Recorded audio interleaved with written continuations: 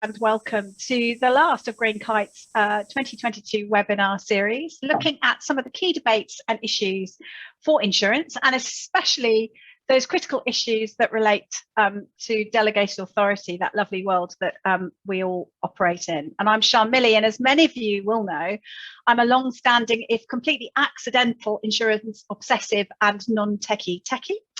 And joining me today to talk about innovation and technology are three differently expert thinkers and doers. So introducing Clare Knight. Clare, I'm going to call you a recovering lawyer, and I had that before anything happened on the call today. And you're the founding CEO of DAX, and you're bringing delegated authority into the future. So welcome, Clare. Thank you. Nice to be here, Shân. Next we have Ed Gaze. I think I can still say you're the incoming CEO of Innovative Risk Lads, can I, Ed? It's what, two and a half months, 3 months, something like that? Yeah, around about then, yeah. Yeah, and Ed, many of you will know as having run Lloyd's Lab. And I always love the fact that on Ed's LinkedIn, his line was, "I run Lloyd's Lab," which I thought was just pithy, succinct, to the point, and very confident, actually, Ed, as well. And then lastly, Kathy Yu, who's Vice President and Innovation Manager for Swiss Re's Group Digital Transformation outfit. Kathy, welcome. Thank you. Very happy to be here. Good. Okay, right. So over the past 16 years or so that I've spent obsessing about insurance from the outside in, one of the things that I've really tried very hard to understand, get my head around, participate in, is investigating what it takes to make technology and data-enabled innovation actually stick in firms and in markets. And in that time, you come up against all kinds of myths. I certainly have. And I suppose if I was to say, well, what's the favorite one that springs to mind right now? My most hated myth is, well, only some people are actually innovative. And open brackets, isn't it interesting how quite often that coincided with people who had rather senior job titles as well? Close brackets. So that's one of my least favorite myths about innovation, technology and insurance. And I'm going to kick off by asking each of you to pick out either your most hated or your favorite, just makes you laugh, myth that you've come across and no doubt busted in your time. So Kathy, what's top of your list? I think the top of my list will be that innovation is fun and snazzy. Yeah. Don't get me wrong, I think it is still fun and very snazzy and interesting, but it's probably the most fun and exciting only at the beginning. And then afterwards, it's just a roller coaster ride. You experience so much frustration and you might feel like you're in a limbo. You need to be really resilient. Because I think many people think that innovation is such a cool thing to do and they really want to get involved. But what they don't realize is that getting things started is the easiest part. And then going through with it is just so difficult. So yeah, I don't want to keep going. I can go on until next week. So maybe we can ask Ed and Clare about it. So they told you innovation was cool and fun and a little bit, but actually, no, that's a myth in many ways. Yeah, okay. Thank you for that, Ed. What's your favourite myth about innovation and technology in insurance? I think people feel like, on your point, Shân, that you need somebody who's senior and has the title of innovation, or you need somebody who's leading it, or you need a lot of money to do it, and you don't. You just do it. Like, just do stuff. There's a lot you can do that's innovative without having a huge budget, or even much of a budget at all, or having the title innovation. Like, innovation doesn't just sit with people who've got innovation in their title. It sits in anyone who wants to try and do things in a better way. Great stuff. Clare, but it's fun. It is fun, and it is Kathy. Fun though. Okay, all right. It's fun. It's fun trying to find the way, like, Machiavellian techniques to get people to buy into stuff. I still enjoy it. I still enjoy it. I'm battles. Not discouraging people. Yes, we're not having an encounter therapy group about the scars of that. Well, I mean, I still think that's interesting as well. But so Clare, you can only pick one myth Because I bet you've got a list of about 25, haven't you, at least? So yeah, but do you know what it is? I'm going to pick up on something you said, Shannon. I'm going to disagree with you. I'm going to disagree with you, and I'm going to agree generally, right? I completely agree with what Ed said around innovation can be really tiny things, and you shouldn't have to boil the ocean with it, right? You can very quickly like pick up, run with stuff. My viewpoint is, and this is coming from somebody who's just starting up her own company and has done a whole heck of a lot of reading on the way to structure organizations, right? For any organization to succeed, you need a visionary, right? You need somebody in that head seat that is visionary and that has a view as to where this company needs to go.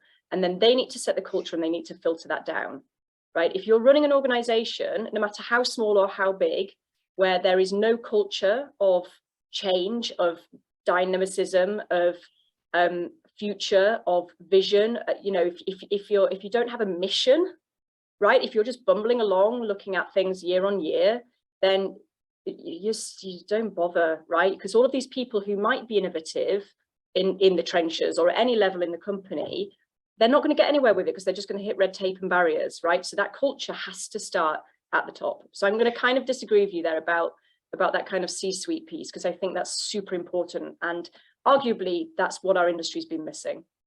So I need to clarify then that I wasn't necessarily saying C-suite. I'm actually talking more about people in other parts of the organization who and the sort of myths that perpetuated that what you're kind of born an innovator or you're not. Now there are conflicting views, aren't there? There are lots and lots of different views on that. Actually, just talking to the people who joined us this afternoon, hello, welcome. If you want to pop in the chat your favourite myth about innovation and technology and insurance, or actually something that you perhaps thought might be rubbish, but turned out to be true, be really interested to see it. And thank you so much for muting your microphones and also turning your cameras off while we're recording the conversation as well. Okay, well, look, that's got the juices going, hasn't it? Certainly got mine going. Claire, we need to have that big pot of tea to thrash this out with post-its and all sorts of it as well at some point. Well, tea for me, obviously a beverage of your white wine for you. Okay, fair enough. So Ed and Claire, your businesses, both very focused, obviously, specifically on technology and innovation and in Delegated Authority. So what I'd really like to do is give you the opportunity to share with me and with the people joining us today, and starting off with you, Ed, who are your customers and clients? What are they saying they need?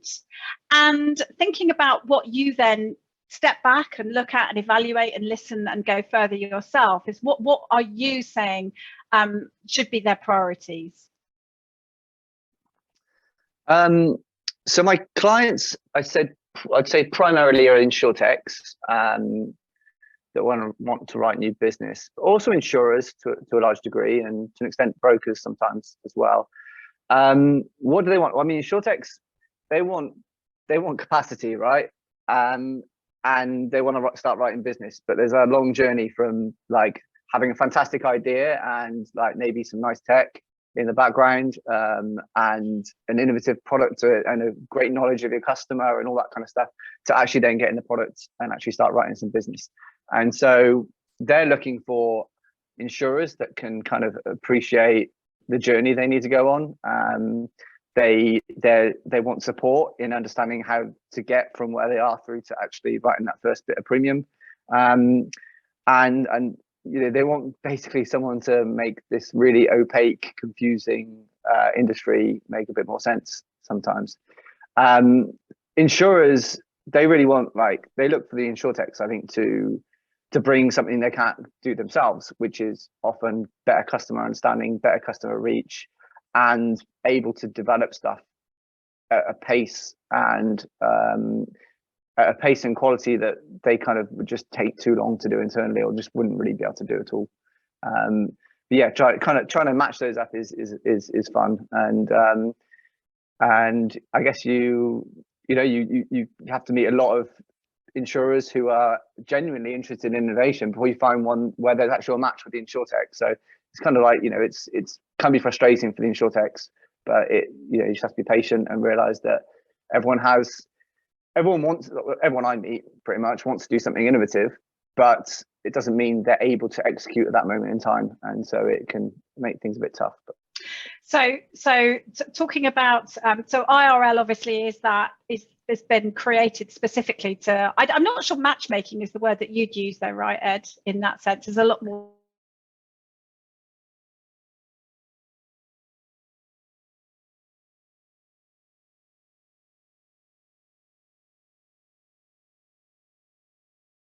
That's kind of like the foundation, but then helping meet insurers, helping to get the capacity, advising them, helping kind of, like I say, lift the lid on the complexities, particularly of the Lloyd's market. There's no book that tells you how to launch an insurtech really, and like there's no way like do this, and there's no just one way of doing it either. There's different ways, different approaches, and I think some of the approaches I've seen are better than others, to put it politely. Okay, so yeah, they want help with that.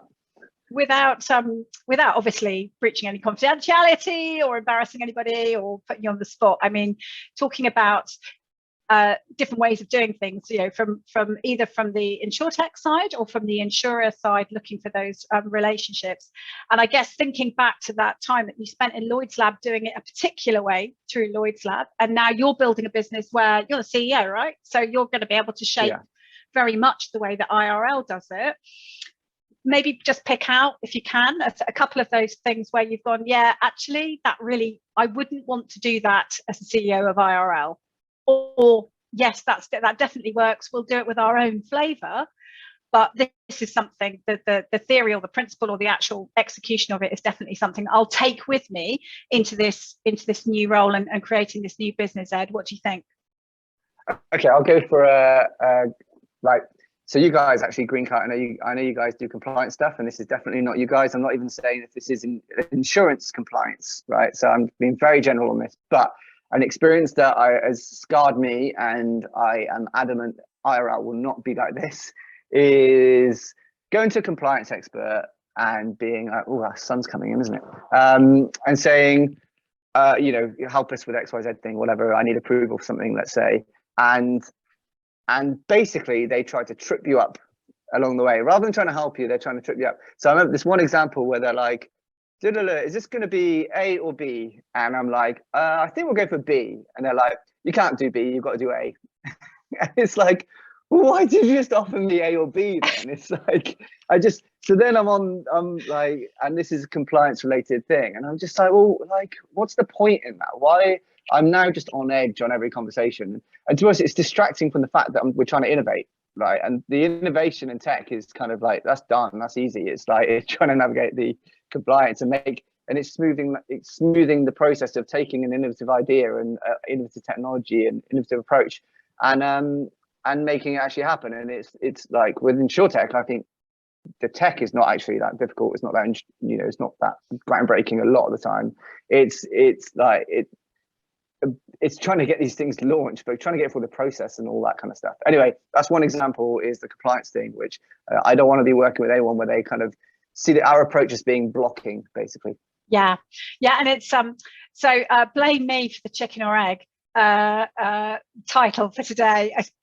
It's not the most elegant title, but obviously it is asking the question, do you need technology to be innovative? Do you need the innovation, the technology comes, which orders does it come in? There's obviously the whole thrust of the conversation today.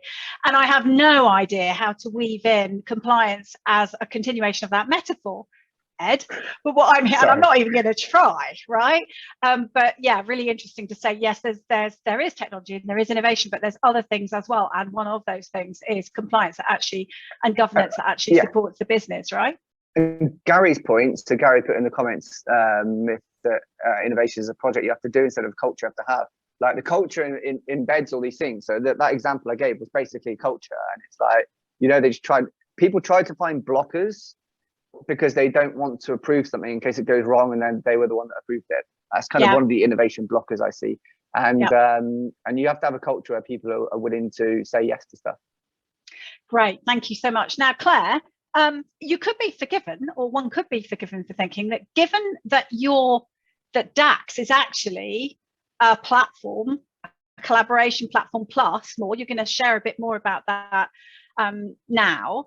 Yeah, it's the same question to you. You know, what do you think your customers and clients think they need? Are you telling them anything different, Claire, at the end of the day?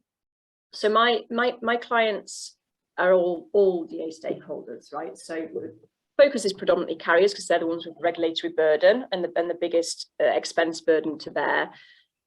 But in my mind, to fix all of the problems in DA, you have to have everybody playing in the same way. So carriers, brokers, MGAs, TPAs, right? We all need to be working together to solve these problems for everyone. And that's what my platform does. It brings everybody together in one space and provides one version of the truth. When I speak to carriers and they tell me, and whenever I speak to a carrier, the first question I ask is, what are your top 3 problems? Number 1, universally, is data. Right, and I know it's boring, and it is. It's yawn, right? I don't think it's boring, just to say. But by now we should have fixed it, right? And I'm not going to lie to you. I think the conversation, the topic of data, is boring, right? Because it's simply about transmitting information from A to B, and candidly, the rest of the world has fixed it, right? It's only in our corner of the world that we're still struggling with this shit, right? So, for me, the conversation of the data is just a bit yawn. For me, the stuff that's interesting is what happens once you've sorted it, right? And all we seem to do as an industry is focus on sorting the data, but what are we going to do with it when we get it? And how are we going to make a change and make a difference for our customers? You know, and we're not there yet. And my mission is to get us there. Okay, so that's one part of our mission statement at DAX is that kind of like central transfer of data between MGAs and carriers. So is that, Claire, is that removing the question? I mean, is that basically saying don't worry about getting the data and structuring it and channeling it so that you can now think about to your clients, you're saying that you've got to do it, but that's the boring bit. Let's think about what we're actually going to do with it now. Or is DAX also saying, and this is how you can use it? So DAX down the line, we'll be doing both, and we'll be offering carriers. So our mantra is everything easy, right? So if you want it, you can have it, and we'll be providing it through one interface. It's a one-stop shop for everything delegated that you need, right? You don't ever need to go anywhere else. And we've started that journey. We've you know, we're already 50% of the way through our build of our core features. We'll be pretty much 80-90% by June. We've absolutely nailed it in terms of the development speed. The data mission is something that's going to come later on in a year, but the mission is, let's just cut through the crap, move that data around, create a central equivalent to a Swift system for delegated data, and then we can start partnering with some amazing entities that do really amazing stuff with data. Right, and I take a bit of a partnership approach in the way that I do things. Again, it's that collaboration space.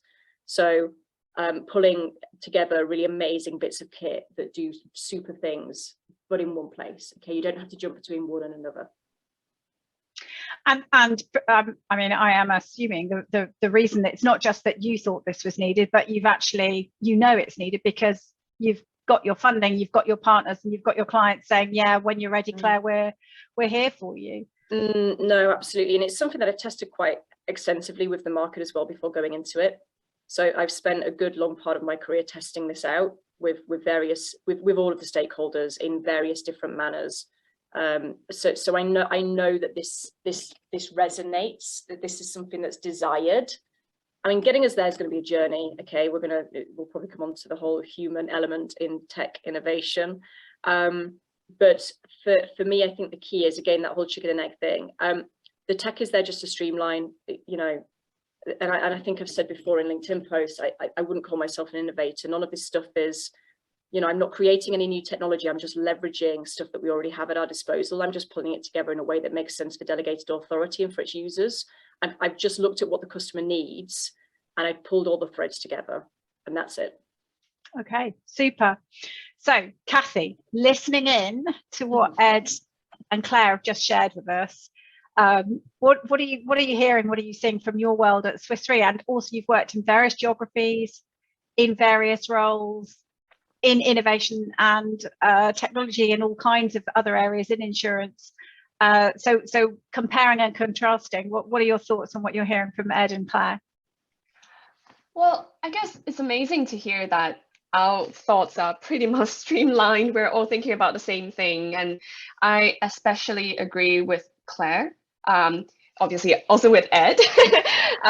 With Claire, like what she said around customer centricity and the fact that she's not creating a new technology, she's using it to solve a customer problem. I think that really resonates with me, and I think that's also what Swiss Re always tries to achieve as well. We understand that we're here to close the protection gap. We're here to make the world more resilient, and the way to do it is really understanding how we're adding value to the people who are on the receiving end. How are they gonna receive the value that we create for them? And I think that's super important. I think we really need to understand the customer problem. And when I hear what Claire was saying, I'm just like nodding rigorously, like as well, to agree, because that's so important. And the other thing she said around testing things with the market before launching, I think that's also very important. And that's also something we try to do a lot at Swiss Re. We have teams in place to create prototypes, to test with the stakeholders, with the end users before we even put a lot of money into creating something, because it's super important. We don't want to throw all the money into building something that at the end no one wants to buy. And I think that process of testing and validating things is super important. And also No, go ahead, Kathy. Well, I was just going to say, and to resonate, well, to kind of talk about what Ed just mentioned around the compliance side, I think that's always a huge topic within big corporates like ours. We do have come a very long way to figure out ways to make it more streamlined when we work with tech companies and startups, to make sure that whilst we do have the duty of care to our customers, but like we also want to make sure that we really launch things very quickly. We have legal teams which specialize in the digital projects, for example. We have a process in place for data projects, but I wouldn't say we are perfect, right? We're still trying to get there, and that's the beauty of innovation, is continuously and iterative process. But I would totally agree with you. It's super important to get the compliance side right, and quick as well. And also for us as a big corporate, setting expectations when we're going into a partnership or co-creation setup with the tech companies is super important. Telling them that here's how we do things, these are the steps that we're going through, this is what you can expect from us, and we're committed to work with you. I think that's very important. Thank you very much. Useful. Thank you so much. Okay, so moving on a little bit then. So for everyone listening in now and on demand later, I mean, it's the time of the year, isn't it, right? So end of year, first of all, results sort of starting to be chunked or thought about, reforecasted, but also really, really importantly, putting budgets and plans through final versions for 2023. So if we're thinking about what success in technology and innovation plans that make a difference, that really aren't just thinking but are doing as well. And that's everything, right? From designing, planning, buying, partnering, executing, measuring. And we have tech partners in the audience with us today. We have delegated authority firms, I can see, friends and colleagues from firms from the whole range, actually, of that whole world. What could, and maybe to your mind should, people on the call who have those kinds of responsibilities and or those targets for 2023, what should they be thinking about, putting to the top of their minds? Claire, coming to you first, apart from obviously getting in touch with you and getting working with DAX, although of course you can say that if you want to. Well, you've done it for me, Shân. It's all right. What cheap sales resource there, Shân. So for me, I'm going to touch on something that somebody said, and I can't remember. I think it might have been Ed. Innovation can be small, and it has to start somewhere, okay? And I think there's this. It's not FOMO. It's FOGS, fear of getting started, right? There's this fear of it's got to be big and it's going to be wholesale change, and we're going to have to you know, eat the moon. Run a proof of concept, right? Just get some budgets in place to run little POCs, fail fast, right? As an industry, we're very, very good at failing big and failing late. And Lloyd's in particular, and I don't mind saying it, Lloyd's in particular is very good at that, right? They've made a bit of an industry of failing in a very expensive way. Just do it small, do it quick. And if it works, great, scale it. If it doesn't, bin it, right? The other thing to remember as well with innovation, I just want to throw in innovation, development, digitization, whatever it is, moving yourself into this century. You're going to have a kill list. Okay, you get this tech in, it's going to die, right? We've already exceeded Moore's law. It's already dead in the water, right? Even Moore's law is dead. We've not even got quantum computing yet, which is going to come around the corner in the blink of an eye, right? Whatever you bring on board, you're going to have to kill it. So don't think that this is a one and done. So don't be too scared either about just taking the plunge. And if you need to kill it, you just need to structure yourself so that you can have that kill easily and you can transition over to the next thing. So yeah, just start small. Don't forget that you're going to need to kill it at some point, and to go for it, right? So a success KPI or KPO might be then not necessarily the number of successful experiments or ventures or change, but the number of things you kill quickly and the number of things that don't work, right? I mean, would you literally be saying that to people putting their plans and budgets together now, Claire? So I don't think it's a bad argument, okay? And I think if you look at some of the big companies like the Googles, the Amazons, the Facebooks, they actually celebrate failure, right? So they actually make it a culture that you celebrate failure. They throw teams of people together, they rustle something up, and if it doesn't work, they all learn from it, they all share their learnings on their failures, and they move on. And they're celebrated, right? That's a win. And I think that's the difference. That's the difference. So it's an interesting take, yeah. Why, I'm going to throw this open to Kathy and Ed as well. Why do you think it is so difficult in insurance cultures? Let's call it a culture. We can argue about that on another occasion, whether it actually exists or not. But why do you think it is so difficult not to celebrate failure? Kathy, any thoughts on that? I think it's not necessarily just limited to insurance, right? It's probably a sort of BAU mindset and culture that a lot of companies have, that, oh my God, my job is on the line if I don't continue working on this. So I have to hold on to this and I have to make sure this continues.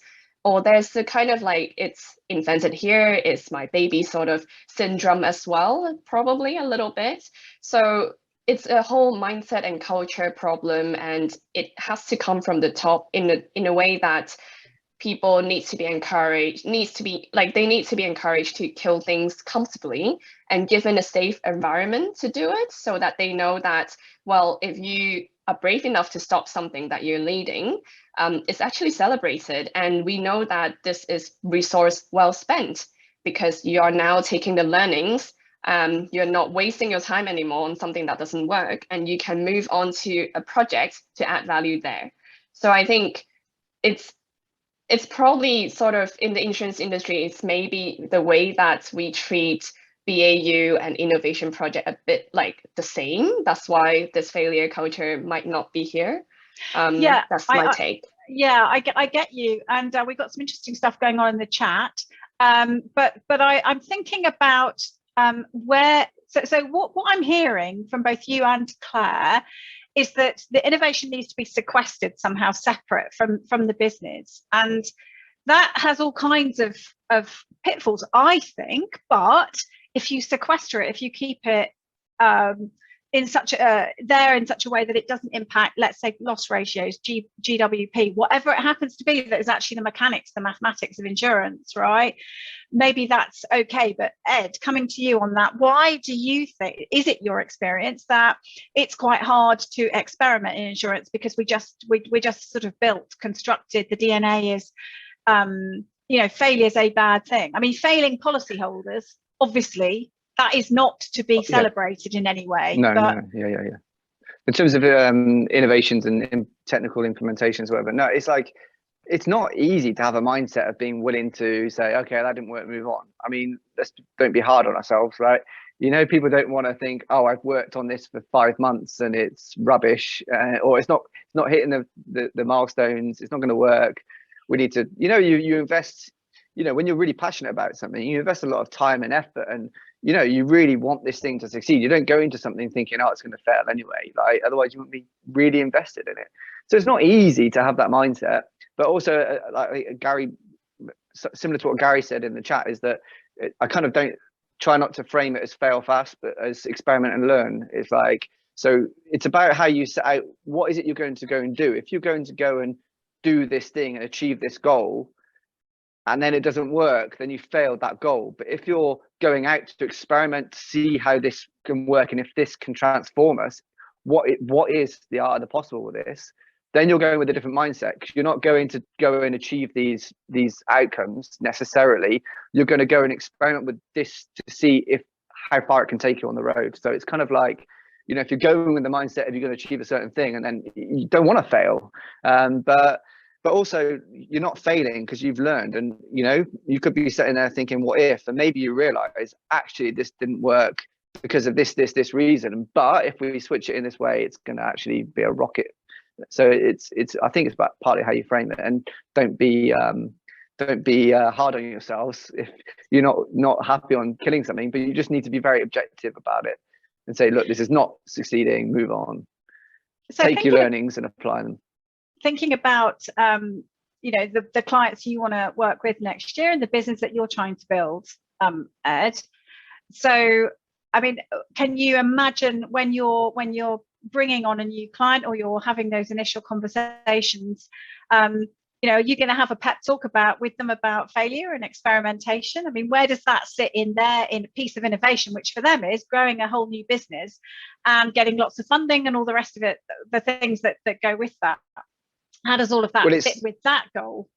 Yeah, well, I mean, your first caveat that you can't screw around with the customer is goes without saying, basically, and you can't do anything that's going to put that at risk. But I take it from our point of view, IRL as well, right? So we will try things. So we're trying new ways of charging fees, right? And we're experimenting with it. And you know, as we're going through, we're learning about like how easy or difficult certain things are to do. And we've said, okay, let's not do this, let's do this instead. So I think, like, rather than think of it as this like massive thing and you're going to go all the way to the end and fail, like, you're having learnings all the way along and you're adapting and changing route as you go along. If you're too fixed in your mindset on what you're trying to do, then you are going to fight for a long time and then realize it's not worked. But if you work with them and you're like, let's experiment, controlled experiment, and review it after, what worked, what didn't work, or even as you're going, you're like, this definitely is not working, we've given it enough time, it's not working, let's change. But just like be willing to do that. Like, if I look at what we were planning with IRL when I first joined versus what our plans are now, I mean, there's still a bit of a baseline there, but they've shifted. You know? Yeah, and you joined in August and we're in November, so that gives you a sense of the momentum. Yeah. So I am sat here thinking though, when it comes to speccing a relationship or a platform or whatever it happens to be, policy admin system, if you're a business, I mean, many of the insurtechs and MJs, when you know the whole business is doing business, and you need, if you're selling direct to customer, you need policy admin systems, for example. Trying to have a conversation with your tech provider that says we're experimenting and we may well go left, right, center, downwards, upwards, but at the same time we need a system to help us with that. That's a little bit tricky, I think, on both sides of the conversation. But Kathy, extending that to the kind of relationships you have with your partners that you talked about at the beginning, the work that you're doing, how do you manage that sort of natural and hopefully constructive ambiguity with your tech partners that leaves your group within Swiss Re the opportunity to learn, to kill, to augment, to change, to pivot, whatever it happens to be? Do you have any tips on that? So I guess it is very important on both sides to have that partnership mindset. When we do have teams that work more closely to with partners than I do, And I think based on my experience, right, when we go into those kind of relationship, we make it very clear at the beginning, well, we're thinking about these concepts, we're still working on it. There are some internal stakeholder engagement that we need to do, but we're really keen to work with you and very keen to co-create something with you. I think we've evolved from having just a pure vendor buyer relationship to being very open with them, with the fact that we want to co-create with you.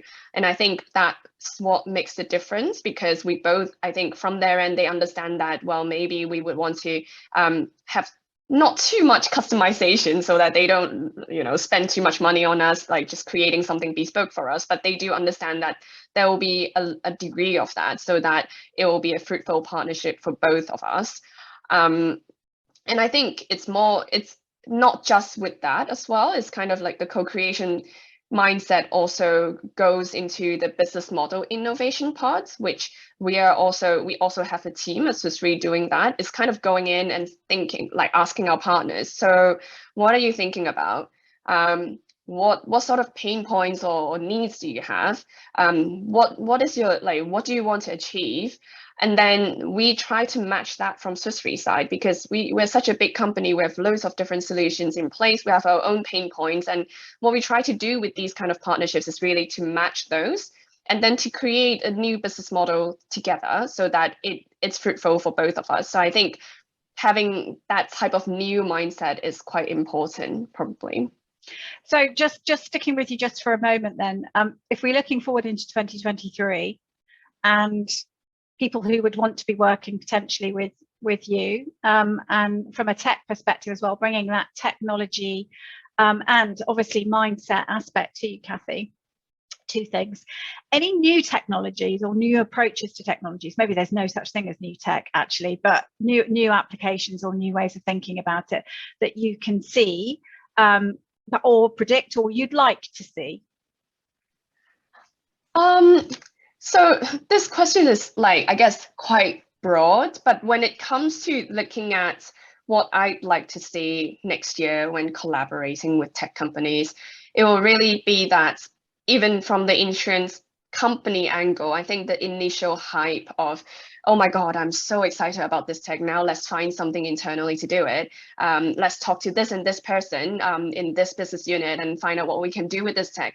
I don't think that's going to happen anymore. I think in 2023, what we'll be seeing is how can we do business model innovation better, and like how can we innovate these, like the way that we do business together with the tech companies.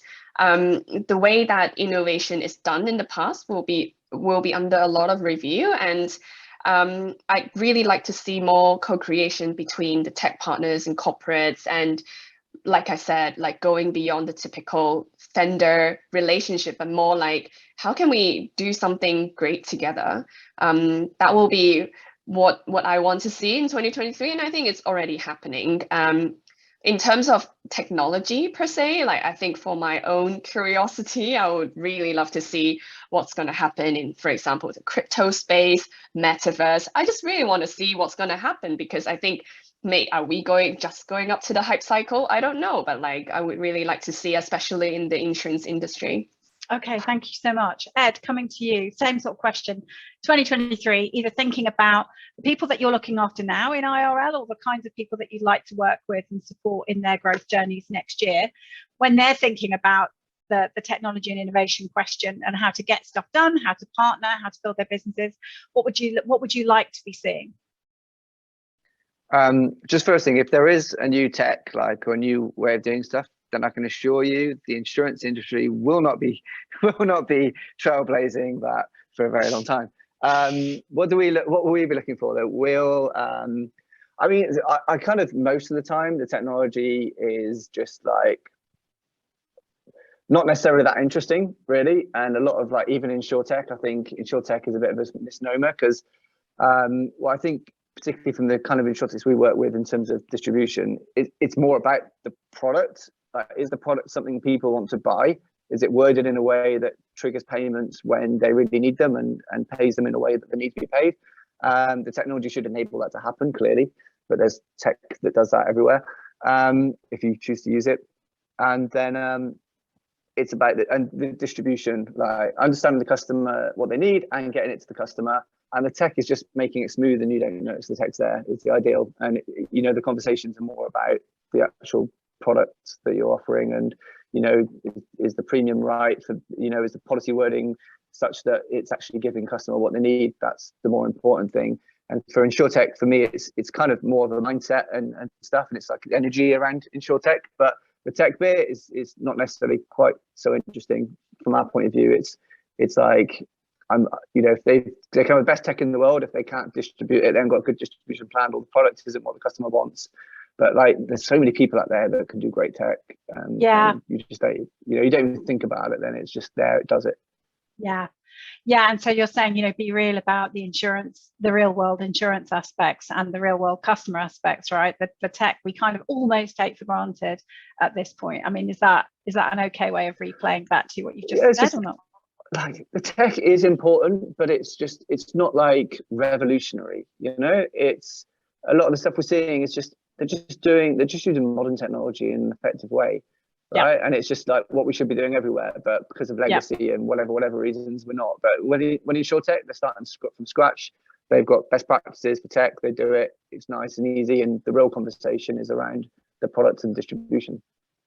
Thank you. So, Claire, as I understand it, DAX is going to be a home for best of breed across the whole range of things, everything you need to be and do and think about. So when you're thinking about the kinds of people that you want to attract as partners and enablers onto DAX, or the people that you'll go out and look for specifically, what are you looking for? I'm looking for exactly what Ed's just said, right? I'm looking for bits of kit that make something hard easy using simple technology, right? I don't need this to be all of the bells and the whistles. I just need it to work, and I need it to make my customers' lives easy. Okay, so for me, my customers are DA stakeholders. That's not to say that I don't have the end customer in mind. So the person who actually pays for the policy, we seem to forget that in DA a lot, right? That, you know, follow the money. Where's this money coming from? It's coming from human beings paying for insurance policies. And by the way, paying massively over odds for their insurance policies because they're buying it through this distribution channel. You know, we seem to gloss over a lot the fact that anywhere between sort of 40 and 60 pence in the pound is expense, and that's not acquisition, that's expense, right? Customer pays for that. They're the only person that's paying for this, it's the customer. So if we can actually, as an industry, focus on sorting our shit out and getting that expense ratio down, not the acquisition ratio, the expense ratio down, then maybe we can start having more interesting conversations about, you know, being innovative around our policy wordings, delivering better policies for our customers, being able to do more mitigation, you know, explore these toolings that we can give to our policyholders, you know, just add more value than we have done historically. You know, I'm not necessarily saying, although it might be the case, you know, if you reduce your expense ratio, then that's going to be passed on to the customer, because I suspect it may not be necessarily. But maybe you can be a little bit more competitive with price, particularly when, you know, in those industries where you're being squeezed, in those classes of business where you're being squeezed by the direct consumer, right? I personally have bought 2 policies recently. And for both of those policies, I actively went out there and obtained quotes, one from cover holder via Lloyds of London, various at Lloyds of London, one via UK MGA with 100% capacity from a UK carrier, and one from a carrier. And I demonstrated actively the vast price differential between those 3 policies for exactly identical policies. So maybe also market powers might put a squeeze on that as well. Okay. All right. Thank you. Now, look, we're really nearly out of time, and I'm just going to hold everyone on just for one more minute, because what I'd like to do is just say in a sentence, answering the question of setting another question of innovation and technology, chicken or egg ? What would you say that should be? What's the answer? Chicken, egg, or do you want to say something else? Ed. Pass. Except pass, Ed. Come on, man up. What is it? Is it? Am I saying is technology Is a it the chicken or chicken, egg, or is it the egg, innovation? A whichever way chicken? you like? Yeah. Is the chicken Technology is the laying chicken. an innovation egg, or is the chicken an Okay. innovation chicken? We'll stop you there. That's great. Before you go off on another little trip around the world. Existential tangent. Yeah, I love it. I love it. Claire. Innovation is the chicken. See, And it lays an egg. you let it lie now, Ed. Let it lie. You're fine. You've done your piece. Claire, what's your response? I think you can innovate without tech, but you can't have tech without innovation. Okay. And Kathy? I have nothing to add. Technology is the chicken. You can definitely innovate without tech. Do you know what? I just love the fact that we're now going to be able to come out of this and talk about this webinar by saying technology is the chicken with a totally straight face. I love it. Thank you so much. So look, we have run out of time. That was one of the quickest 45 minutes of my webinar facilitation career, I think. Thank you so much. So thank you to Claire, to Ed, to Kathy, and thank you to all of you for joining us rather this afternoon. There will be a recording available for this webinar, and thank you so much, and we'll see you the next time. Thank you. Have a great weekend, everybody. Thanks, Shân. Thanks, Shân. Thank you.